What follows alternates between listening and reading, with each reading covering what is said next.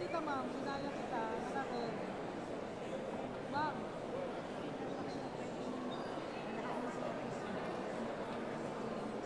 Oo, ma'am naman. Anytime andyan po ako hanggang Sabado, ma'am. Bakit naman tata? Ay, oo dapat. Yes, ma'am. Anytime. Hanggang Sabado nandiyan ako, ma'am. Yes, ma'am.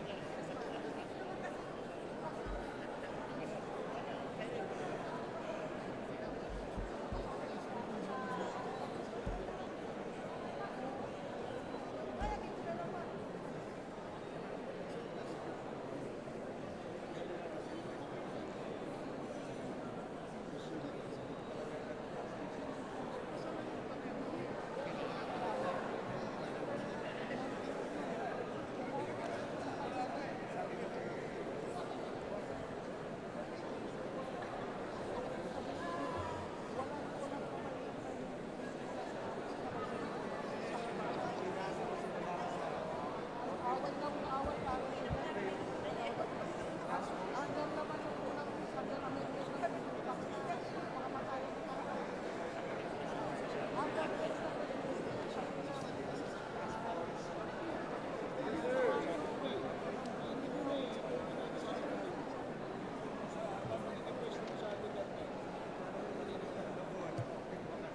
kasama nyo, mga malulupit kayo. Kaya mo na, yung pangalan mo. Pagkasarap ko siya na walang tiyata ko.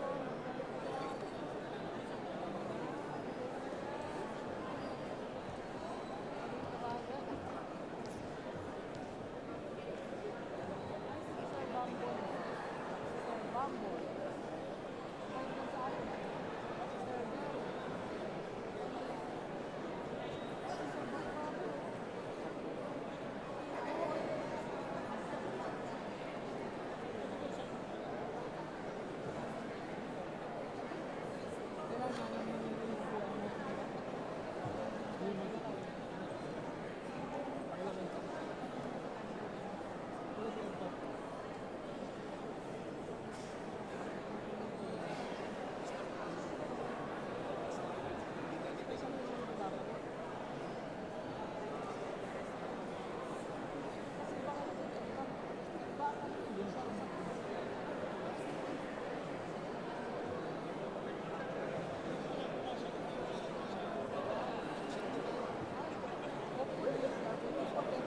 Oh.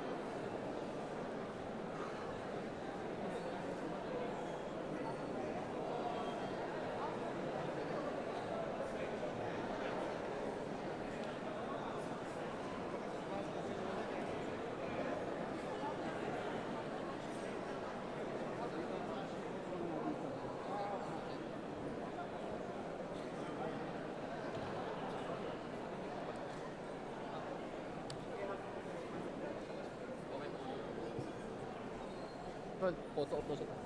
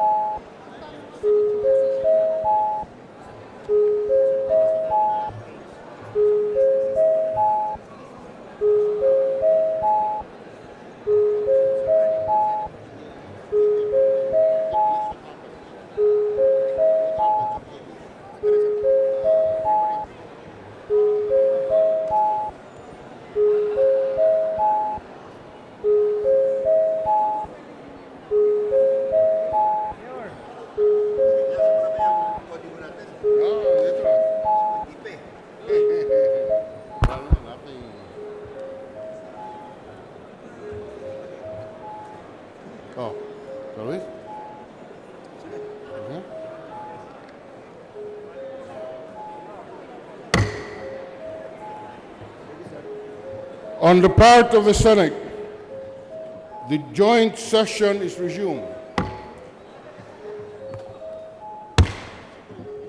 On the part of the House of Representatives, the joint session is resumed. Majority Leader Cayetano is recognized. Good afternoon, dear colleagues. Mr. President, on the part of the Senate, I move for the consideration of the report of the Joint Committee and accompanying resolution of both houses proclaiming the candidates obtaining the highest number of votes for President and Vice President. Any objection? There being none, the motion of the Majority Leader is carried. House Majority Leader Neptali Gonzalez is recognized. Mr. Speaker, on the part of the House of Representatives, I move for the consideration of the report of the Joint Committee and the accompanying resolution of both houses proclaiming the candidates obtaining the highest number of votes for the President and the Vice President. Mr. Speaker, Is there any objection? Mr. Speaker, Mr. Speaker, Yes. before we consider the joint report, may I be allowed to say a few words? Sa If it is Majority possible. Leader? Mr. Speaker, under our rules, after the respective person to be authorized by each chamber to say something about the report or to sponsor the report, any member of the House speaking for and in behalf of the House or the Senate may speak for or on behalf of a candidate for not more than 5 minutes. So we will reach that point, Mr. Speaker, after the respective sponsorship speeches have been made by the sponsor in the Senate and the sponsor in the House. This is just a matter of So the Personal and collective gentleman will privilege be is possible. recognized after the committee reports are read into the record. Okay, is there any objection to the motion? There being none, the motion is approved. The Secretary General is hereby directed to read the title of the report of the Joint Committee and the resolution of both houses. Report of the Joint Committee for the canvassing of votes for the presidential and vice presidential candidates in the May 9, 2016 elections. Resolution of both houses, number 1. Resolution of both houses approving the report of the Joint Committee declaring the results of the national elections held on May 9, 2016 for the offices of President and Vice President and proclaiming the duly elected President and Vice President of the Republic of the Philippines. The Majority Leader of the Senate is recognized, Senator Cayetano. Mr. President, on the part of the Senate, the Honorable Senator Aquilino L. Pimentel III will sponsor the report of the Joint Committee. House Majority Leader Gonzalez II.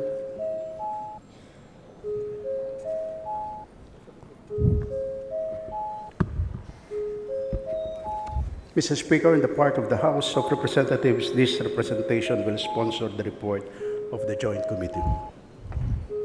The Honorable Senator Aquilino L. Pimentel III is recognized to deliver his sponsorship speech. Mr. Senate President, Mr. Speaker of the House, as co-chairperson of the Joint Committee, together with Congressman Neptali Gonzalez II, that served as the National Board of Canvassers, I respectfully submit for consideration by this august chamber in joint public session the report of the Joint Committee on the canvass of votes for the President and Vice President, as well as the resolution of both houses number 1 approving the report of the Joint Committee declaring the results of the national elections held on May 9, 2016 for the offices of President and Vice President and proclaiming the duly elected President and Vice President of the Republic of the Philippines. For the efficient and expeditious canvassing of 167 COCs, COCs means certificates of canvass, at record speed of 3 days. I would like to thank the following: my co-chairman from the House of Representatives, Congressman Neptali M. Gonzalez II, and the members and alternates of the Senate and House panels, namely, on the part of the Senate, Senator Juan Edgardo Angara, Senator Juan Ponce Enrile, Senator Chupisto Gingona III, Senator Sergio Osmeña, Senator Ralph Recto, Senator Vicente Soto III, and Senator Cynthia Villar and Joseph Victor J.V. Ejercito as alternates. On the part of the House of Representatives, Representative Neptali Gonzalez II, Chairman, Representative Elpidio Barsaga Jr., Representative Silvestre Bello III, Fredinil Castro, Romero Federico Kimbo, Rufus Rodriguez, Reynaldo Umali, and Representatives Ronaldo Zamora, Rolando Andaya, Ibarra Gutierrez, and Oscar Rodriguez as alternates.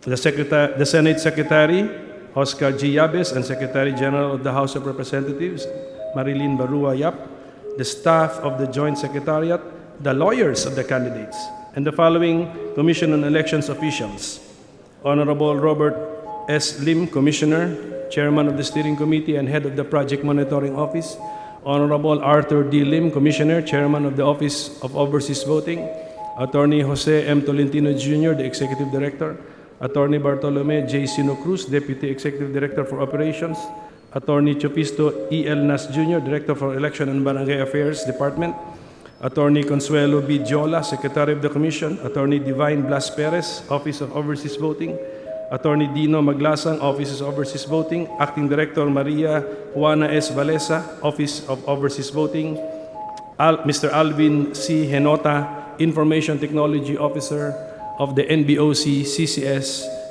Operator. We also have to thank the chairpersons from the Board of Canvassers for Laguna, Ilocos Sur, Davao del Norte, Antique, Iloilo City, Lanao del Sur, and Northern Samar for traveling all the way from their respective provinces and cities to attend the canvassing in order to explain what occurred in their respective jurisdictions. Also, we have to thank the distinguished members of both chambers for their cooperation and great help. And lastly, we thank Senate President Franklin M. Drilon and House Speaker Feliciano Belmonte Jr. for entrusting to us, the members of the Joint Committee, this important and significant task of canvassing the votes for President and Vice President. After the approval of the rules of the Joint Public Session of Congress for the canvassing of the votes for the presidential and vice presidential candidates in the May 9, 2016 elections on May 24, 2016, and thereafter the constitution of the Joint Committee with the designation of its chairman, members, and alternates for both Senate and House panels in accordance with Rule 6, Section 9 of our rules, your Joint Committee began its work on the very next day, May 25, 2016. In accordance with the rules, we proceeded to consider first the electronically transmitted COC in the order that they arrived in the Consolidation and Canvassing System, that is the CCS. There were 123 COCs received in the CCS. Pursuant to the rules, the electronically transmitted COCs were generated and printed from the CCS, and these were compared with the COCs physically delivered to the Senate. If there was no discrepancy between the votes for President and Vice President for any candidate in the electronically transmitted COC and in the physically delivered COC, the electronically transmitted COC was admitted to the canvass. On the first day of canvassing, the Joint Committee considered 48 COCs from 23 provinces, 15 cities, 1 district, and 9 countries. The very first COC to be considered came from Davao del Sur, and when the CCS was opened, it was discovered that there were 5 electronically transmitted COCs. However, 4 of the 5 COCs generated from the CCS were identical to one another, and the votes for President and Vice President therein matched the number of votes in the physically delivered COC.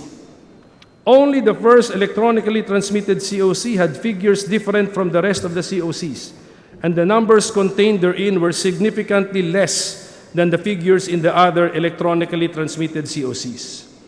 It appeared that the figures contained in the first electronically transmitted COC came from the pre-logic and accuracy tests, pre-LAT, which had been conducted before voting occurred on May 9, 2016.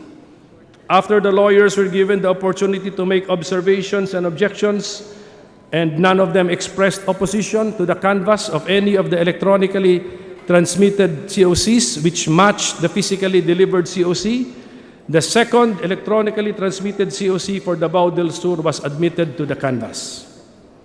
For overseas absentee voting, 2 countries, namely Malaysia and the Kingdom of Bahrain, had electronically transmitted COCs from the CCS, but no corresponding COCs physically delivered to us.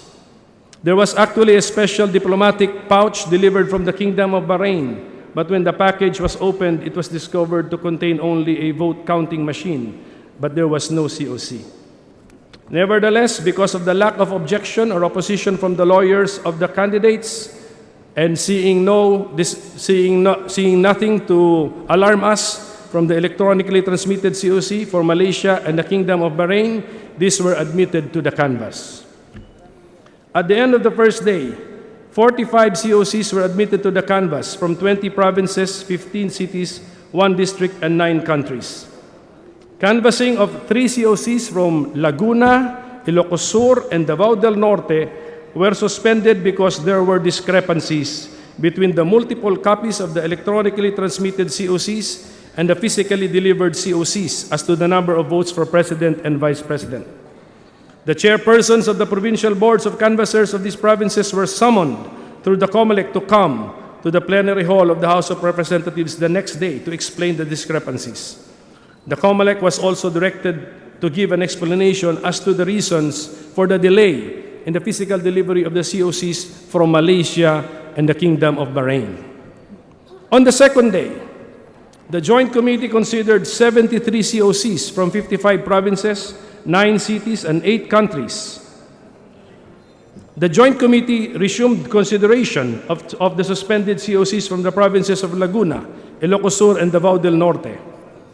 The COCs for these provinces were included in the canvass after the explanations given by the chairpersons of the Board of Canvassers.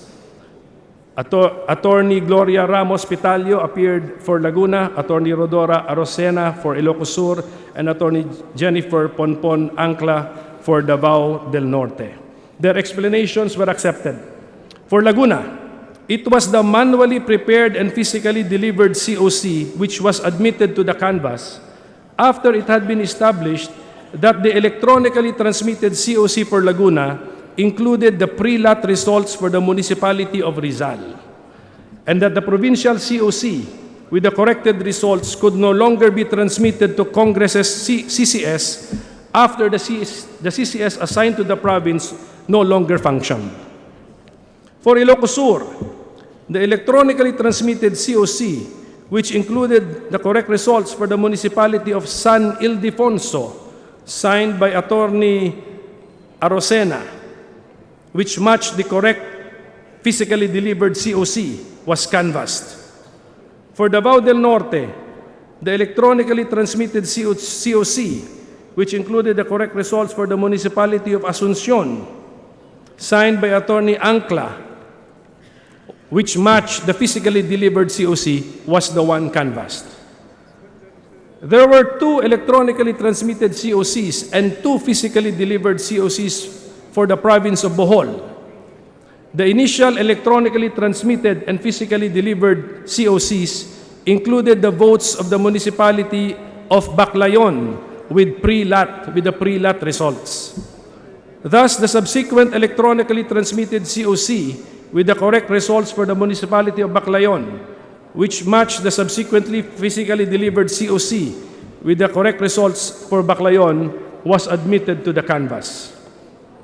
For the province of Southern Leyte, the first one of the 3 electronically transmitted COCs did not match the votes in the physically delivered COCs for President and Vice President. This was due to the fact that the initial electronic transmissions of the COC for these provinces included the pre-LAT results of the municipalities of Hinundayan and Silgo. Since the 2 subsequent electronically transmitted COCs matched the physically delivered COC for Southern Leyte, The second electronically transmitted COC was the one included in the canvas.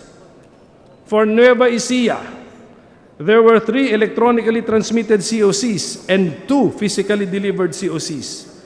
The initial electronically transmitted COC and physically delivered COCs included the pre-lot results for the municipality of Llanera. Thus, the subsequent electronically transmitted COC for Nueva Ecija with the correct results for the municipality of Llanera, which matched the subsequently delivered COC with correct results for Llanera, was admitted to the canvas. At the end of the second day, 69 COCs had been admitted to the canvas for the day, which came from 54 provinces, 8 cities, and 6 countries. There were 2 COCs from the People's Republic of China, 1 electronically transmitted with a corresponding physically delivered COC, which came from the mainland, and a manually prepared and tabulated COC, which reflected the voting in Taiwan, because Taiwan did not have automated elections. Canvassing of 4 COCs from Antique, Iloilo City, Kuwait, and Canada were suspended. The canvassing of COCs from Kuwait and Canada was suspended because only electronically transmitted COCs were available for them, since the special diplomatic pouches, which were supposed to contain the COCs, have not yet been delivered to the Senate. Canvassing of the COC from Antique was suspended because there was a discrepancy between the electronically transmitted COC and the physically delivered COC as to the number of votes for President and Vice President.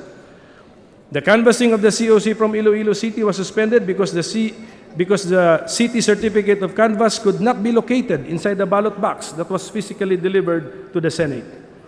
The chairpersons of the boards of canvassers of Antique and Iloilo City were summoned by the Joint Committee through the COMELEC to come to the plenary hall of the House of Representatives the next day to give their explanations. The COMELEC was required by the Joint Committee to give a written explanation as to the reasons for the delay in the delivery of the COCs from Kuwait and Canada. The chairpersons of the Provincial Board of Canvassers for Lanao del Sur and Northern Samar were also summoned by the Joint Committee through the COMELEC in anticipation of problems that may be encountered in the canvass of these 2 areas based on the report given by the COMELEC. By the end of the second day, the Joint Committee had cumulatively canvassed a total of 114 COCs. On the third day, the Joint Committee canvassed 53 COCs from 7 provinces, 1 city, 1 from local absentee voting, 1 from detainee voting, and 43 countries. The Joint Committee resumed consideration of the suspended COCs from the province of Antique, from Kuwait, and the city of Iloilo.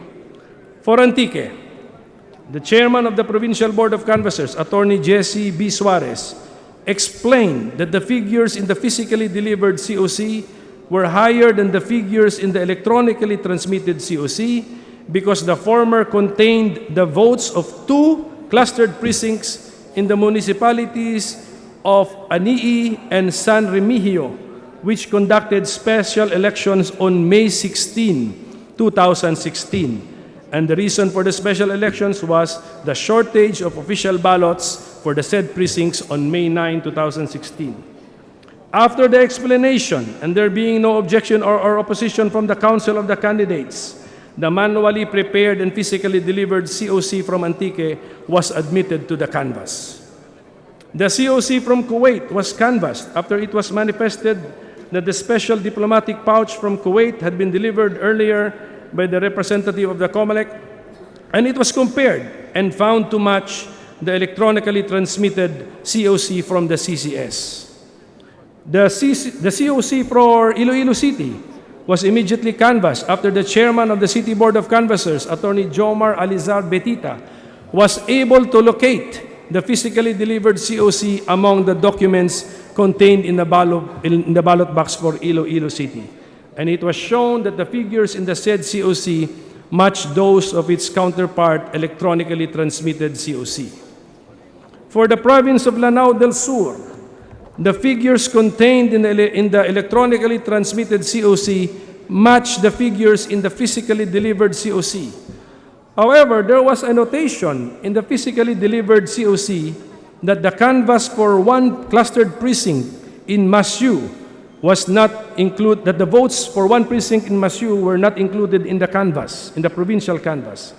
Attorney Roberto de la Peña, chairperson of the PBOC, was summoned, and he explained that 279 ballots in one clustered precinct in Masyu were not accepted by the VCM, which had broken down, and as such, the canvass of the municipality of Masyu was incomplete.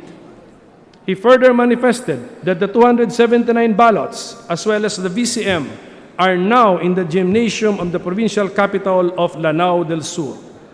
After the explanation of Attorney de la Peña, the electronically transmitted COC for Lanao del Sur, which matched the physically delivered COC, was admitted to the canvass. After all the electronically transmitted COCs were canvassed, with the exception of COCs from Canada and Northern Samar, which were temporarily suspended pending the arrival of the pouch from Canada and the chairperson of the PBOC of Northern Samar, the Joint Committee considered the canvass of 43 physically delivered COCs, and these are without corresponding electronically transmitted COCs. Of these 43 COCs, 42 were manually prepared and one was electronically prepared, but by force of circumstances, physically delivered because it could not be electronically transmitted. 2 manually prepared COCs from local absentee voting and detainee voting came in 2 ballot boxes. The remaining manually prepared COCs came in special diplomatic electoral pouches of various shapes and sizes from the different countries. Upon opening of the manually prepared COCs, the Joint Committee considered whether the votes in words and in figures matched, and whether or not the COCs were complete with all the names of the candidates present, or had erasures or alterations. If the votes in words and in figures in the COC matched, and it was complete and had no erasures or questionable alterations, then the COC was deemed in order and admitted to the canvass. When the special diplomatic pouch from Austria was opened, it did not contain a COC, hence the canvass was suspended. The representative from the COMELEC's Office on Overseas Voting, Attorney Maria Juana Valesa, was summoned and requested to give an explanation about the delay in the delivery of the special diplomatic pouch for Canada and the non-inclusion of the COC in the pouch delivered to the Senate from Austria. Attorney Valesa stated that based on information given her, the COCs and supporting documents from Canada were only shipped from Canada on May 26, 2016, and would probably arrive in the Philippines in 3 to 5 days from that date. However, she had in her possession a certified true copy of the COC from Canada, which COMELEC received through electronic mail or email.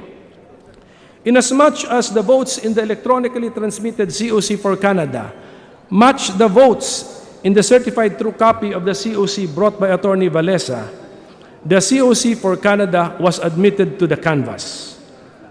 As to the COC for Austria, Attorney Valesa also manifested that she had with her a certified true copy of the COC from Austria, which the COMELEC had received by electronic mail. During the discussion, it was established that electronic mail is an acceptable means by which the COMELEC could receive COCs and supporting documents relating to votes from overseas absentee voting under Republic Act Number 9189. After the manually prepared COC of Austria was examined and found to be in order, it was admitted to the canvass. Finally, the electronically transmitted COC for Northern Samar was compared to its corresponding physically delivered COC. Although the figures in both COCs matched, there were handwritten numbers with plus and equal signs in the physically delivered COC. The Joint Committee took note of a COMELEC en-banc resolution which provided that the votes of one clustered precinct in the municipality of San Francisco Lope de Vega, which held special elections on May 16, 2016, should be manually added to the votes in the physically delivered COC. Given the circumstances, the physically delivered COC for Northern Samar with the manually added votes for one clustered precinct in the municipality of San Francisco Lope de Vega was admitted to the canvass. The matter of the so-called undervotes, which Counsel for Senator Ferdinand Bongbong Marcos Jr., candidate for Vice President, orally manifested several times during the 3 days of canvassing, was then discussed. It was manifested by Congressman Rufus Rodriguez that a similar matter had been discussed during the canvassing for votes for President and Vice President in 2010, but the so-called undervotes were then called null votes and represented undervotes, overvotes, misshades, and no votes recorded as non-votes.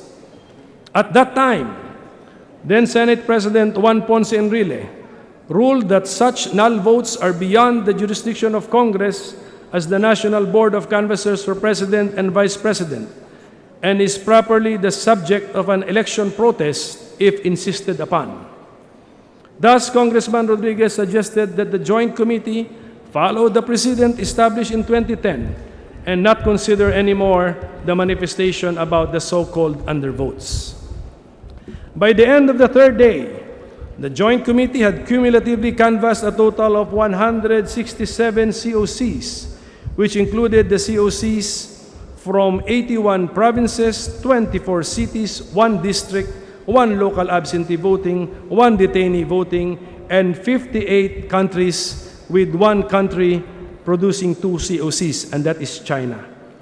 Of the 167 COCs canvassed, 120 COCs were electronically transmitted through the CCS, 46 COCs were manually prepared and physically delivered, and 1 COC was electronically tabulated and canvassed but had to be physically delivered because it could not be electronically transmitted, and that came from Israel. Compared to the canvassing done in 2010, which took a total of 9 working days, this time our Joint Committee did the work in only 3 days, the shortest period of canvassing of votes for President and Vice President in Philippine history. Thus, we are ready to recommend to the joint session today the proclamation of the winning candidates for President and Vice President. The results of the national canvass for the positions of President and Vice President are as follows. For President, Rodrigo R. Duterte, 16,601,997. Manuel A. Rojas III, 9,978,175. Mary Grace Natividad Espo, 9,100,991. Jejomar C. Binay, 5,416,140.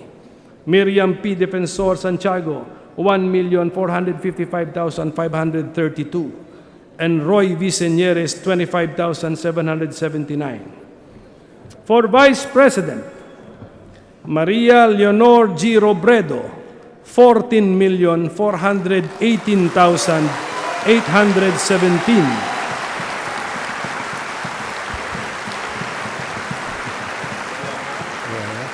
Ferdinand R. Marcos Jr., 14,155,344. Alan Peter S. Cayetano, 5,903,379. Francis Joseph G. Escudero, 4,931,962.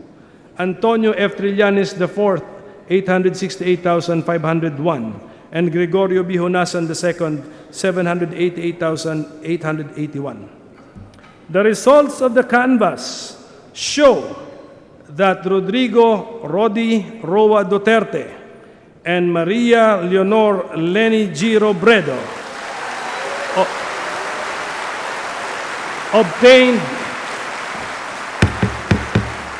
obtained the highest number of votes for President and Vice President, respectively.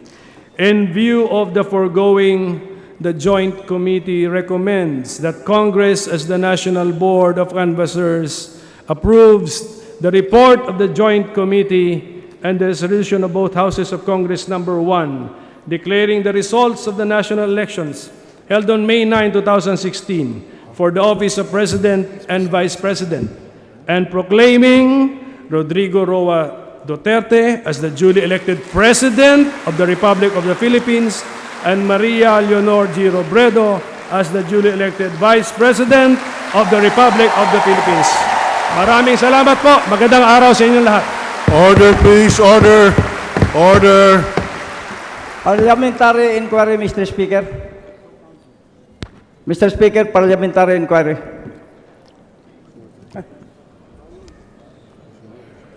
Yes, Congressman Abayon. Well, just for the record, Mr. Speaker, before we approve the joint committee report, the body being constituted as the canvassing body, may I just inquire, Mr. Speaker, as to who is the lawful representative of the 1st District of Northern Samar? Because during the roll call, Mr. Speaker, in the previous session, I was in my room, I heard that my name was not included in the roll call. So I want to make it clear whether this representation is still the recognized May I ask for a suspension of session, Mr. Speaker?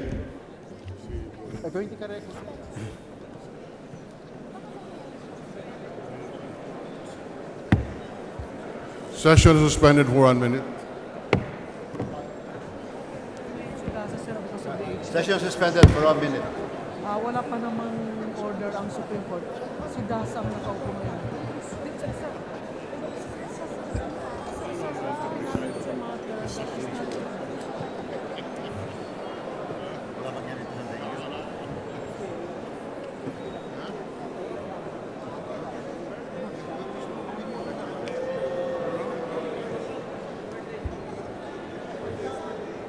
Yes, Majority Leader. Session is resumed. Mr. Speaker, as far as we are concerned, the distinguished gentleman, the Honorable Abayo, cannot be recognized at this point in time because as far as our record shows, it's still Representative Dasa. That matter is for the Congress sitting as a legislative body to decide, and it has no point. It cannot be resolved in this joint session. May we now proceed, Mr. Speaker, Speaker, may I just be heard, Mr. Speaker? Speaker, the gentleman. I have here with me, Out Mr. of order. Speaker. Please I have here proceed, with me, Mr. Majority. Mr. Speaker, A copy of the decision. Mr. of the Speaker, Supreme can Court. we direct the Sergeant at Arms to escort the gentleman out of the session hall, Mr. Speaker? Well, thank you, Thank you, Mr. Speaker. But I am just exercising my privilege because I have a copy now with Suspended for 1 minute. Session suspended for 1 minute.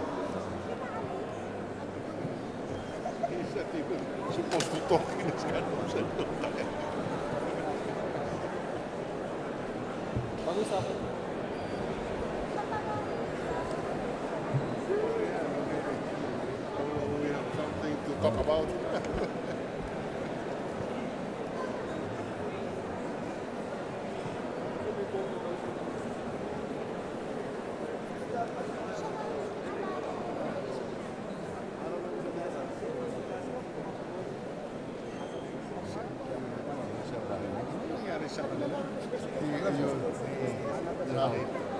Supreme controversies, but we never got the copy. It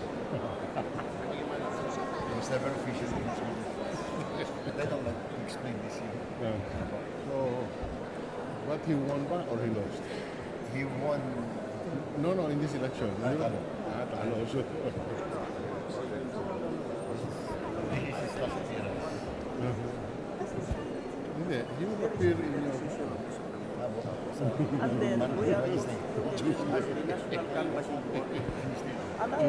Tomorrow. Because may session tayo bukas. Sa Miyerkules mo. Pero sa may legislative session, bukas. Pero ako magagawa yun. Being ordered.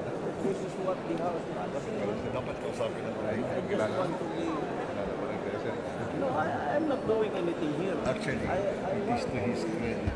the legal procedure. Advantage kung When there is a decision of the Supreme Court, as a matter of fact, when the decision of the House It's to his advantage kung hindi na sir. that you Because he has another was being promulgated, Kung wala na. there were violations because the undertaking was In not this election, made talo siya. in open In session. other words, wala siyang It was made term in much talaga. more a violation Wala talo siya of the ngayon. provision That's of the Ako din. Reyes versus Cubili case.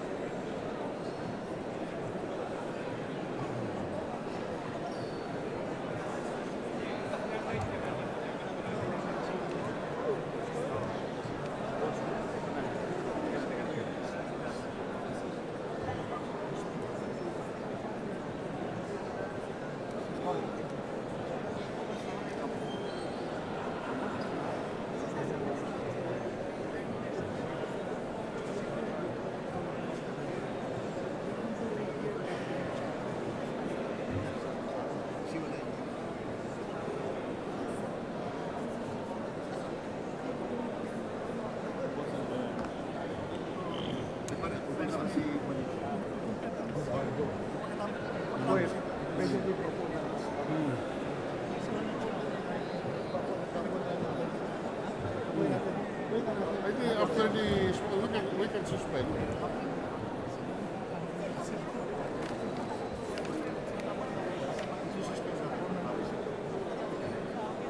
Hindi, meron naman dito.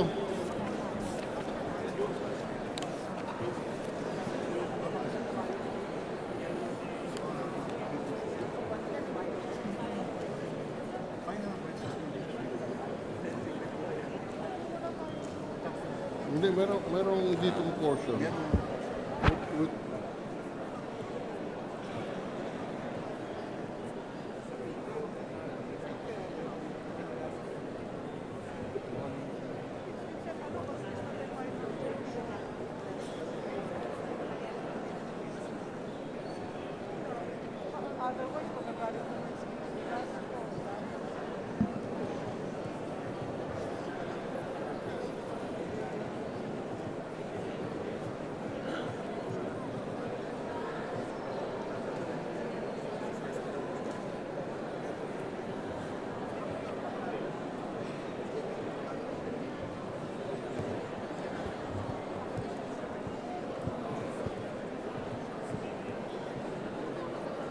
Right.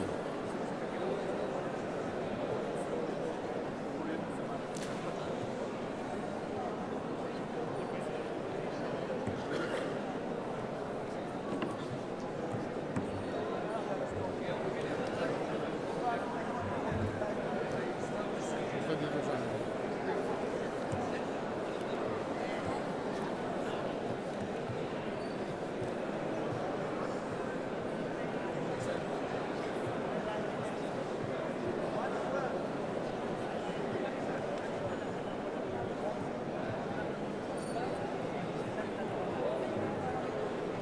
Kasi we have to suspend at a certain time. Dito, dito.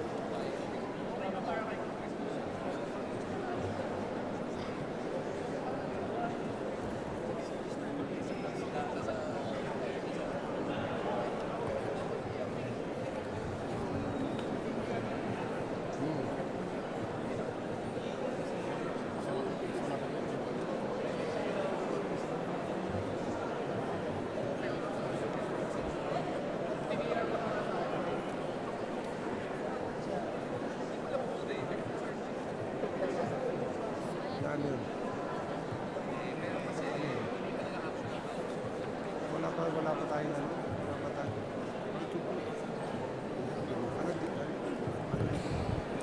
Suspend joint session. So after that, we suspend. Then we wait.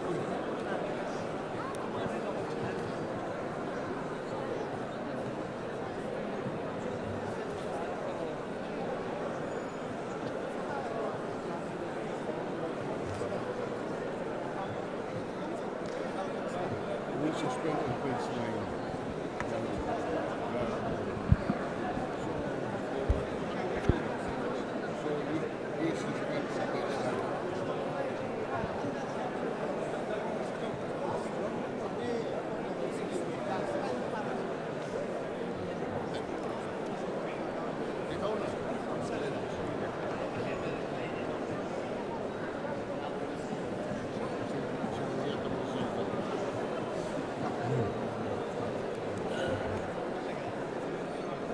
On behalf of the House of Representatives, session is resumed, and I call on the Majority Floor Leader to deliver his Neptali Gonzalez III to deliver his sponsorship speech. On the part of the Senate, the session is resumed.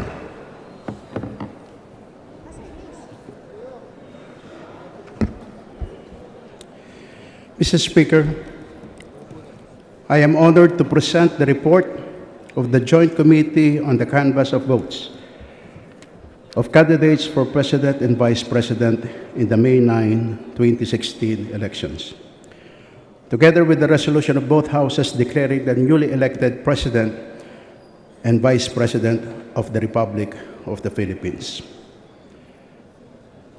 Pursuant to the mandate of the Constitution and in compliance with pertinent laws, the Joint Committee conducted the canvass bound by a single purpose: to ensure that the results reflect the will of the electorate and that the mantles of leadership over the Republic are entrusted indubitably on those whom they have freely chosen as President and Vice President of our Republic. In full view of the public, with all opportunities given to every party concerned to present their positions and questions before the Joint Committee, the canvass proceeded smoothly and was concluded in record time. I repeat, in record time, unimpeded by glitches or unresolved questions. In this light, Mr. Speaker, the report of the Joint Committee contains the full and faithful record of the proceedings of the National Canvass and the resolution of both houses to proclaim the newly elected President and Vice President of the Republic of the Philippines embodies the true results of the canvass of votes of candidates for President and Vice President.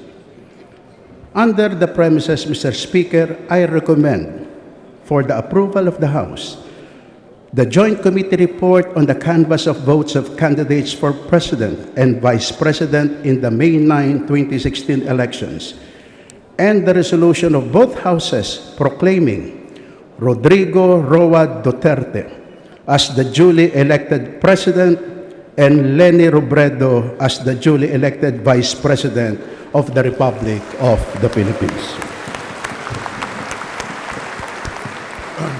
The Majority Leader of the Senate, Senator Cayetano, is recognized. Mr. President, there being no other member of the Senate who wishes to deliver a speech for and in behalf of any presidential or vice presidential candidate, we now proceed to vote on the report and the accompanying resolution. On the part of the Senate, I move for the approval of the report of the Joint Committee and adoption of the accompanying resolution of both Houses, Resolution Number 1.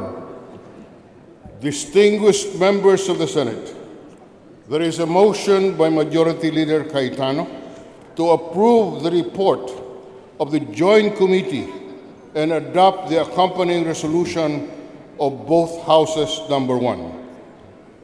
As many as are in favor of the motion, please say aye. Those who are against, please say nay. The ayes have it. By unanimous vote of the Senate, the report is hereby approved, and the resolution of both Houses Number 1 is hereby adopted on the part of the Senate. Majority Floor Leader.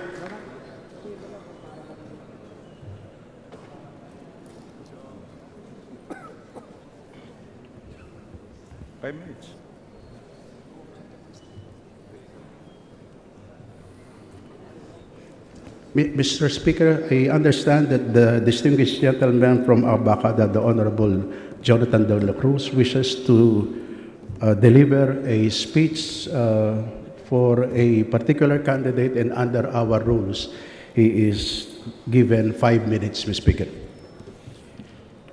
The representative of the Abacada party list is hereby given 5 minutes to deliver a speech. Thank you very much, Mr. Speaker. Mr. Speaker, Mr. Senate President, colleagues in the 16th Congress, friends, ladies and gentlemen, good afternoon. I rise on a matter of personal and collective privilege to urge all of you and our people to join us in the continuing search for truth, not only about the recently concluded elections, although that is what most of our people have been urging us to inquire into, but also the travails and challenges facing our benighted country as the second Aquino administration bows out of office.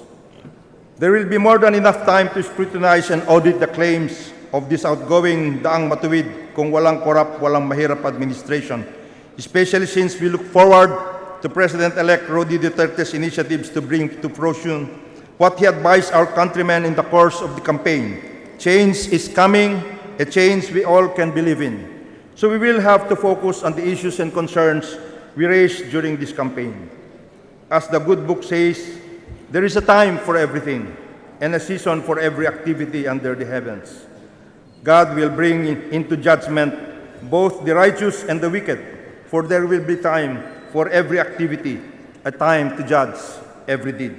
And so for today, with the indulgence of the body, may I be allowed to bring to its attention the affirmation of a cause I have no doubt we are all for and should be part of. This is not a call for another round of recriminations or divisive comments, of rancor in our hearts. Instead, this is a call for renewal, an exhortation for patriotic endeavor. Partisan feelings must now yield to patriotic duty. What remains of that will now have to yield to a united effort to correct the infirmities of our electoral processes, as we have witnessed since 2008, when we first experimented with automated elections, to the 2010 presidential contest, to the 2013 midterm elections, and now to this recently concluded one. Clearly, the system as we know it and as implemented in the past 3 automated elections by the COMELEC and its technology partner, a company now known as Smart Magic, has been shown to be vulnerable to external interference. It is vulnerable to rigging and manipulations. No less than former COMELEC Chairman Christian Monsod has emphatically noted that the concerns raised in the May elections by lots of parties, including those who run under the administration party, have seriously damaged the integrity of the entire automated election system. We have outlined, Mr. Speaker, Mr. Senate President, in broad strokes what we believe are the telltale signs of such vulnerabilities, and we will, in the course of time and at the right venue, prove to one and all that such indeed have engendered questionable results and unimaginable negative consequences. But as I noted earlier, there will be a time and a place to bring these issues to the fore. For now, partisanship must yield to patriotism. And so, as I greet the soon-to-be proclaimed winners and wish them well as they take over the reins of government, let there be no doubt, while I strongly disagree with the National Board of Canvassers count, I accept it. We accept it.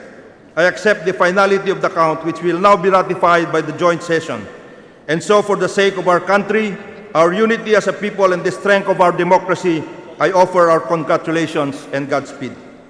But for the sake of all those who believe in Senator Marcos and the causes she advocated, unity in diversity, an end to divisiveness and vengeance, inclusive growth and justice for all, in the course of the campaign. In short, the gentleman from Ilocos Norte ran as he spiritedly did to uplift the standing of every common man and woman, the humble members of society, to whom we must now dedicate our call for progress and justice. But Mr. Speaker, Mr. Senate President, before we can even make that first step for progress and justice for all, it is incumbent upon me, as the campaign advisor of Senator Marcos, to ask the questions which more than 14 million Filipinos who voted for him have long wanted to be answered by all concerned, including members of this joint session, in as truthful and responsible manner as we can. I have no doubt these are the same questions which every single Filipino who cares for our country and our people, even those who did not vote for Senator Marcos, would like to be truthfully answered as well. First, what is the COMELEC doing about the complaints of vote buying and similar electoral offenses which were reported before, during, and even after the May 9 voting?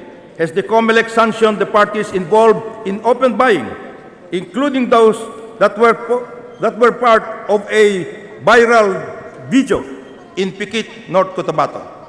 Second, is the COMELEC aware that its resolution exempting the handing down of a number of government perks and projects during the election period from the enumerated prohibitions such as the CCT, PhilHealth, BUB, and others was used as a carte blanche by administrator operators to openly and capriciously buy the loyalty and, of course, the votes of the unsuspecting recipients? Third, has the COMELEC taken hold of the spending done in ads and campaign operations by the candidates, especially those running for national positions, which may have breached the levels specified under the rules?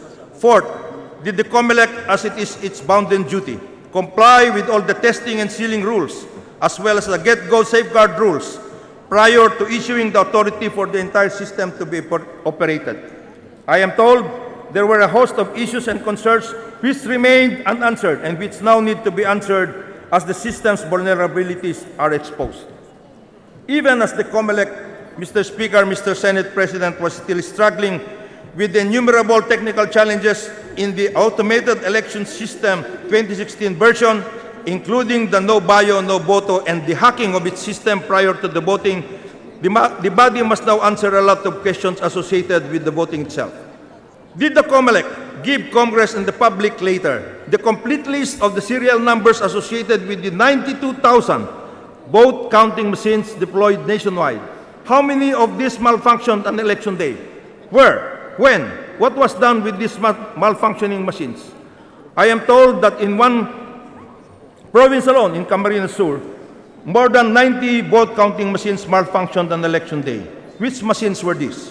What happened to these machines? What about the reports on the consolidated canvassing servers?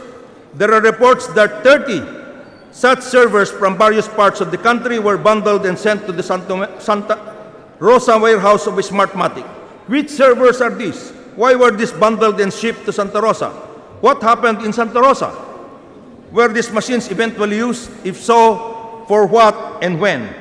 Just this morning, Mr. Speaker, Mr. Senate President, 3 whistleblowers publicly stated that there was a rogue canvassing center in Quezon, which ostensibly intercepted the results and consolidated the same and spewed this out with controversial results. Again, this must be looked into. Did the COMELEC account for the 2,800 other machines retrieved from the 2013 exercise, which were supposedly set aside, but which some sectors are now claiming were actually used this time around? Early on, in the course of voting on May 9, and immediately after and during transmission, reports that a certain Marlon Garcia, the Venezuelan technical director of Smartmatic, on his own and without any express authority from the COMELEC and bank, changed the script of the PPCRB transparency server over a minor matter, allegedly a cosmetic change, but which IT experts now charge impacted on the entire automated election system.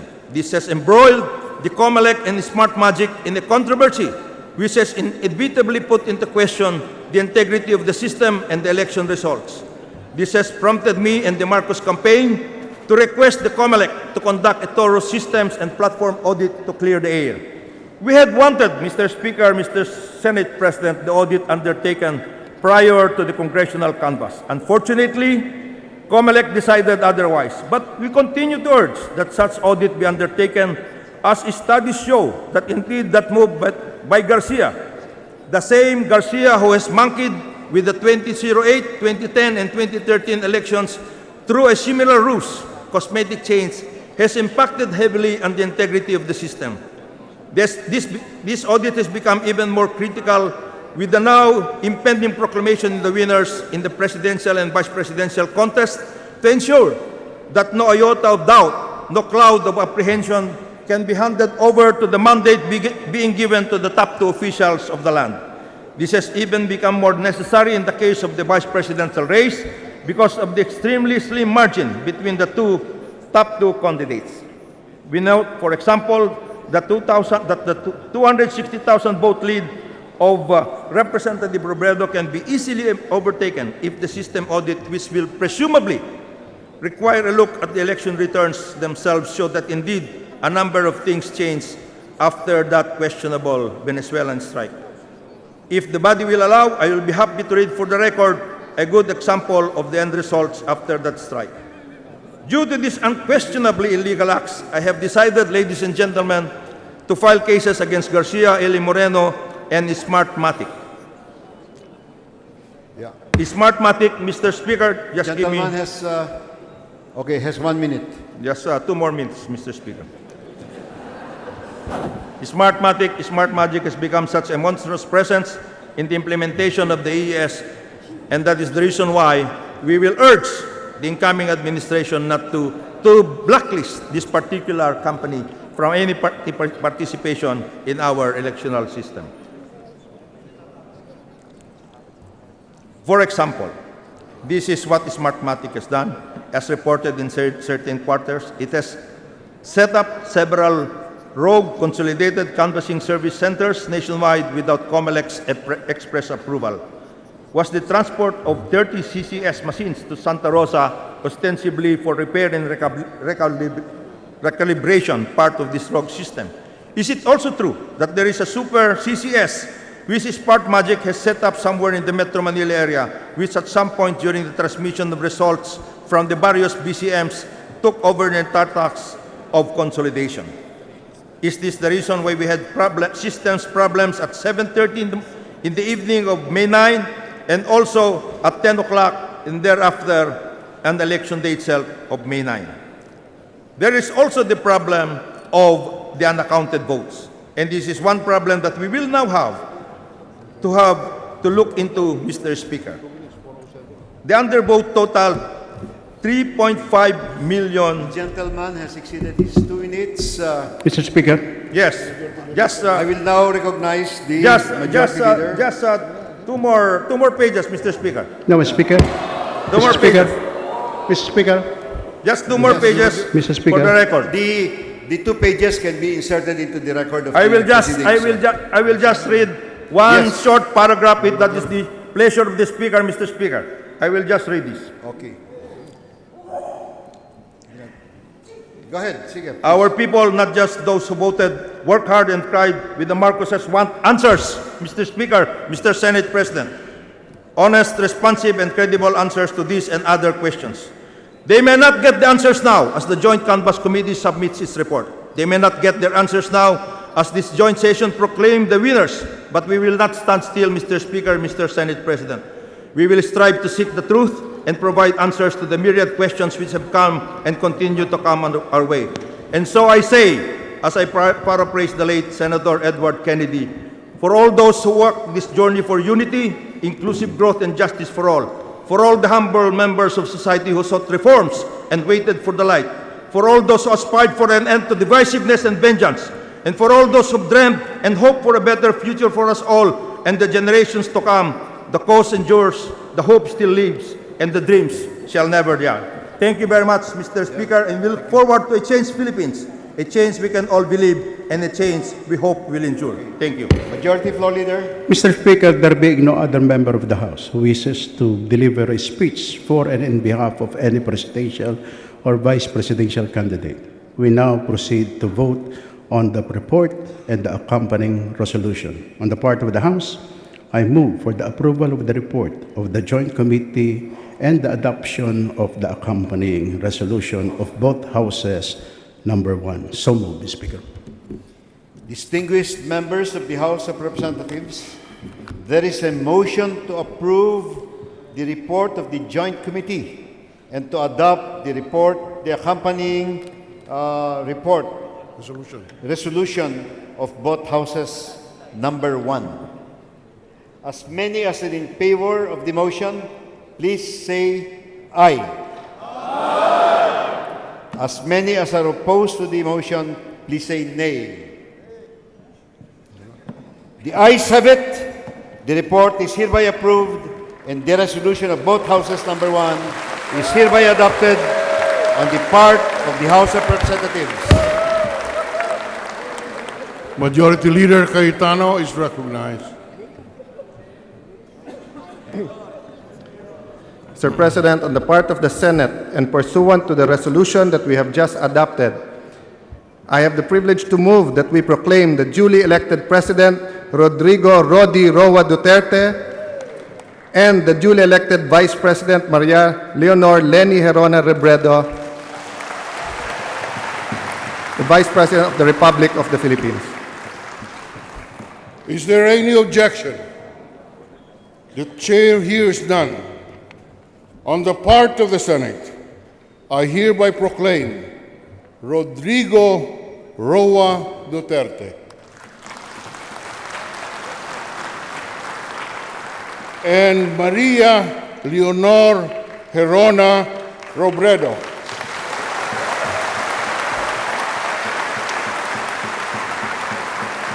as the duly elected President and Vice President of the Republic of the Philippines. Majority Leader Gonzales.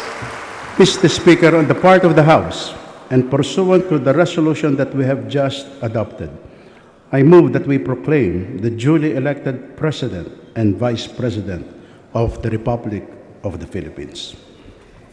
Is there any objection? There being none, on the part of the House of Representatives, I hereby proclaim Rodrigo Roa Duterte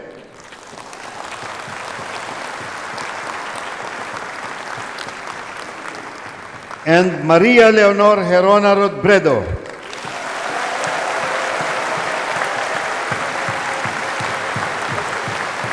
as the duly elected President and Vice President of the Republic of the Philippines.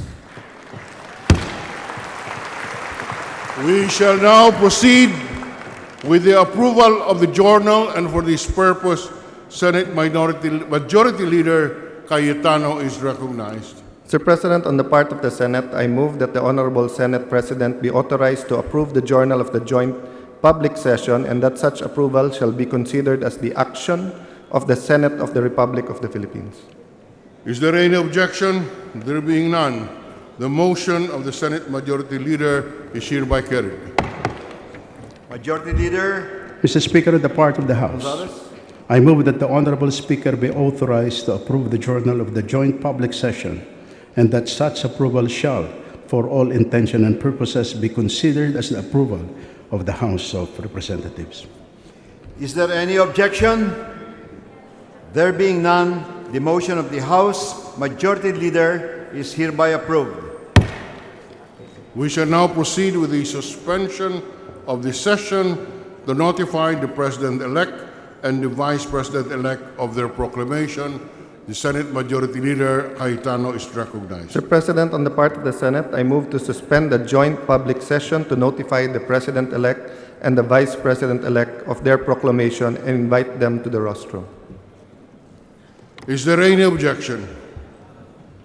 There being none, Mr. Speaker, on the part of the Senate, the session is suspended and the following members are requested to notify the President-elect and the Vice President-elect of their proclamation and escort them to the rostrum.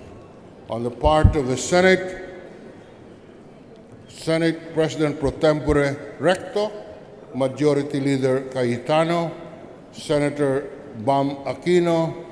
On the part of the minority, with the permission of the minority, Minority Leader Juan Ponce Enrile, and Assistant Minority Leader Vicente Soto III.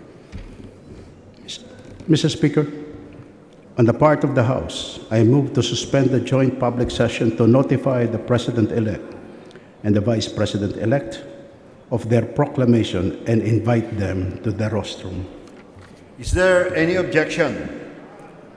There being none, on the part of the House, the session is suspended, and the following members are requested to notify the President-elect and the Vice President-elect of their proclamation and to escort them as well to the rostrum.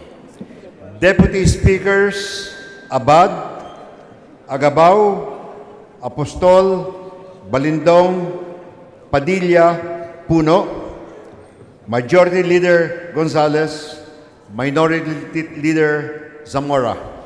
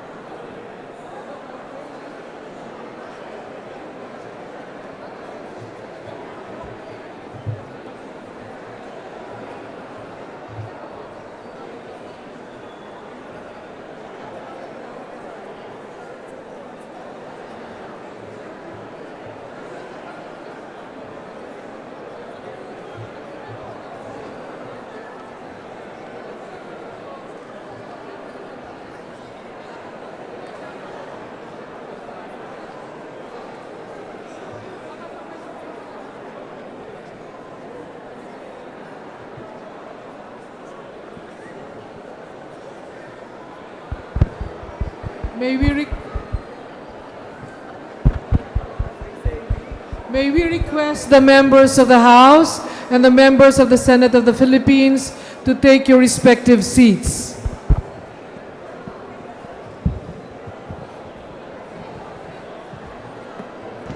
Oh, sige na.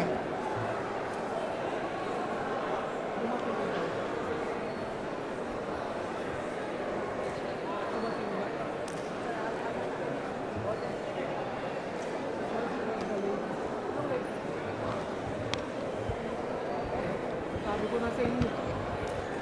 Sabi ko naman sa inyo kasi Sorry? papaniwala kayo. Sorry?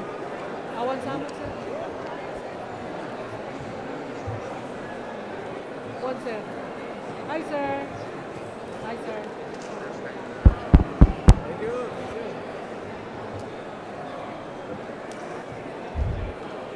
Yeah? Oh, sige na. Oo naman. Shall we? Shall we?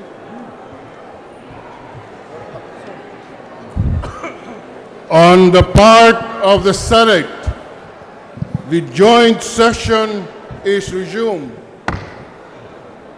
On the part of the House of Representatives, the joint session is resumed. Ladies and gentlemen of the 16th Congress, the Honorable Rodrigo Roa Duterte, President-elect, and the Honorable Maria Leonor Herona Robredo, Vice President-elect of the Republic of the Philippines.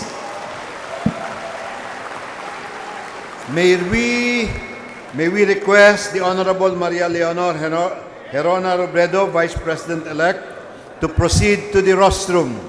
May we also request the family of the Vice President-elect to accompany the Honorable Vice President-elect Maria Leonor Herona Robredo to the rostrum.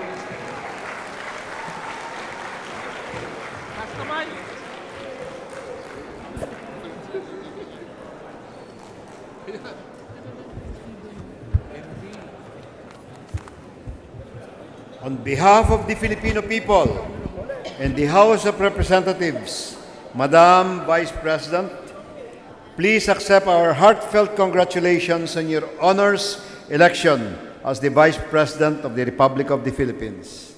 Madam Vice President, on behalf of the Senate, we join the Filipino nation in congratulating Your Honor on your election as Vice President of the Republic of the Philippines.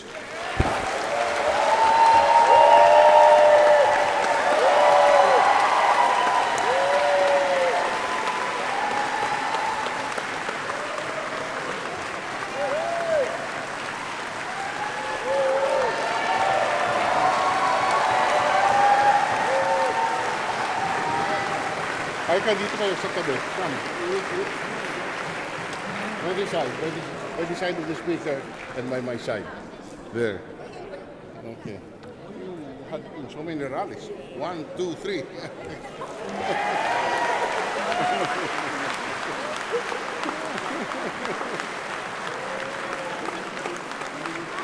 Okay. Oh, without them raising their hands, tayo tatlo lang. Oh, you just stay there. All right.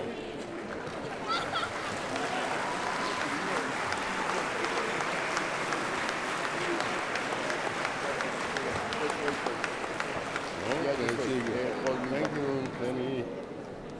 Congratulations.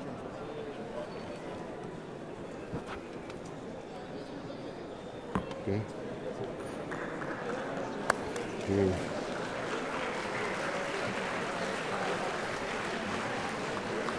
Okay, dito na. Ako na, ikaw. Ako muna, no? Ikaw. We were informed that President-elect Rodrigo Roa Duterte will not be able to attend the proclamation. Nevertheless, on behalf of the Senate, we join the Filipino nation in congratulating Your Honor on your election as the President of the Republic of the Philippines.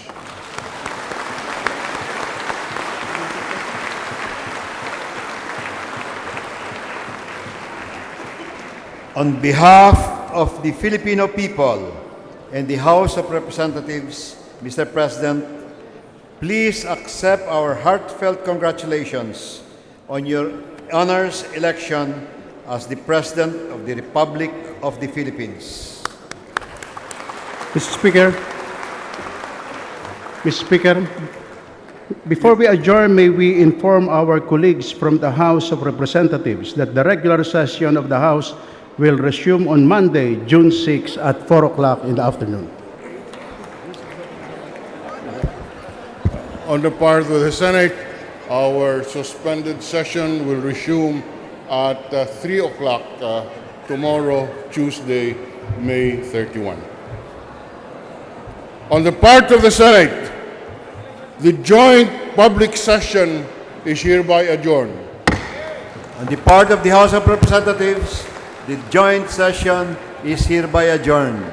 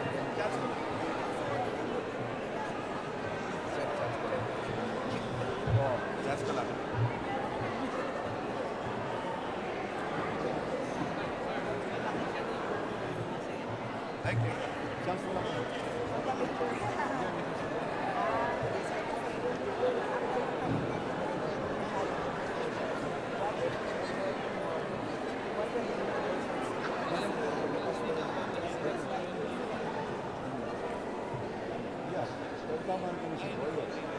Tayo ay mag-limit ang Wednesday. Bilang agenda.